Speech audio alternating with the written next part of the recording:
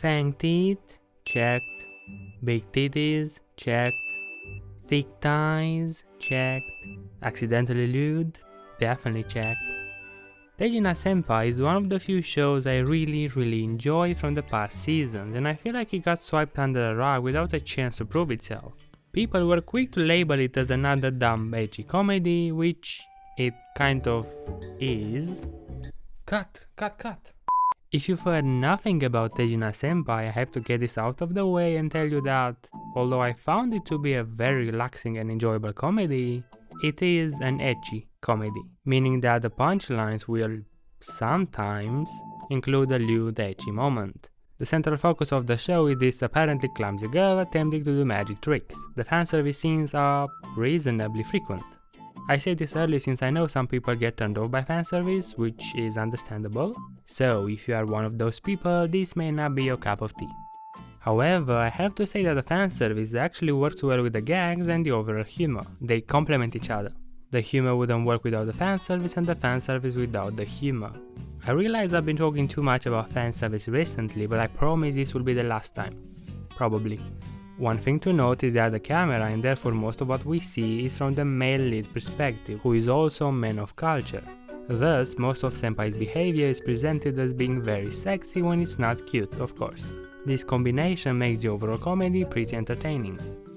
The anime itself is about Senpai or Sempai, whichever way is written in this case, a high schooler who loves magic tricks, or rather she's obsessed with magic tricks, and she's actually quite good at them, only that she has a massive stage fright that makes her fail every single trick even when watched by a single person.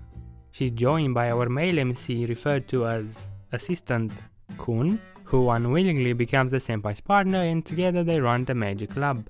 As you may have noticed, the author chooses not to identify our male leads by actual names, but that's not a concern since it doesn't take away from anything. I would even argue it enhances the comedy in certain scenarios.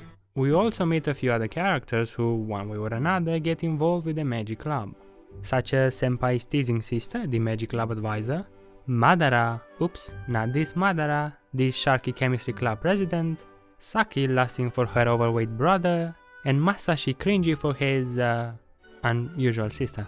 Their purpose is to amplify the comedy with their various personalities. The humor essentially comes from how Senpai constantly tries to perform magic tricks, but gets too nervous in front of people and fails miserably. And it's often complemented by Assistant Kun, who's in charge of the snarky and blunt remarks about his senpai.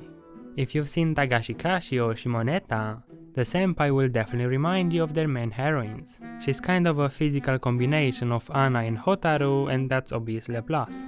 She's also as useless and hopeless as Aqua, as lewd as Darkness, and loves magic just as much as Megumi loves explosions. The only exception is that she cannot quite perform magic when not alone, but she's trying her very best, even though her best is average. It's also kind of cute how hard Senpai tries to get over her stage fright. I may be easily entertained, but man, I just really love these chibi-ish moments. Here's a small senpai. And here's a bullied senpai. Hashtag stop bullying senpai.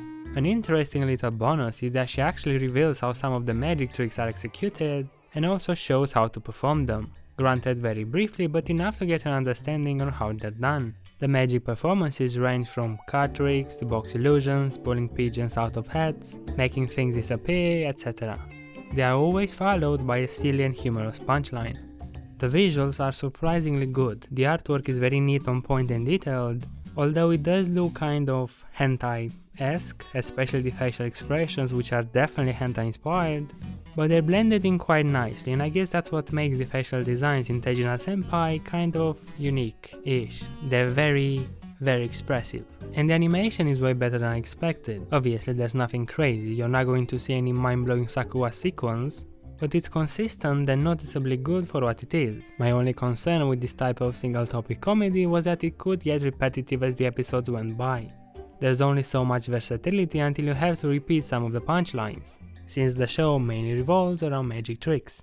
But what Tejina Senpai does is that instead of following the same structure and having all the punchlines delivered with the visuals, the joke being that she failed the magic trick, they use Senpai's obsession with magic in different scenarios that have nothing to do with any sort of magic to allow for misunderstandings, interpretations, and a lot of jokes and punchlines being delivered in the dialogue, which first allows for a great deal of variety, but also, and most importantly, gives the voice actors a lot of freedom.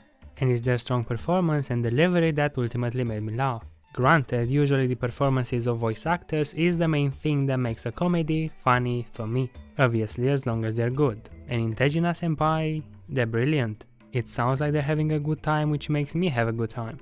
Especially Senpai's voice actress, Kaede Hondo, also known for her rap performance in 8 Miles, who gives so much life to her character. Her delivery is so enthusiastic that it makes me enthusiastic for no good reason. On top of that, it's a short anime, with a runtime of 12 minutes, but each episode is further divided into short skits of about 3 minutes each. So it's an easy watch that doesn't require much attention span. If you need to take a short break from work, study, whatever you're doing, Tejina Senpai can fill that break and cure a foggy brain. The anime is nothing mind-blowing, except the opening and ending, they are for sure. There isn't anything more profound than meets the eye. The entertainment is delivered as straightforward as possible, and you're simply meant to sit back and watch it with a bucket of popcorn. Thank you for watching, I really appreciate it. This was a short and casual video that I felt like doing just to take a short break from the other project I'm working on, which will come pretty soon, and I hope you'll enjoy them. Again, thank you for watching, and I'll see you next time.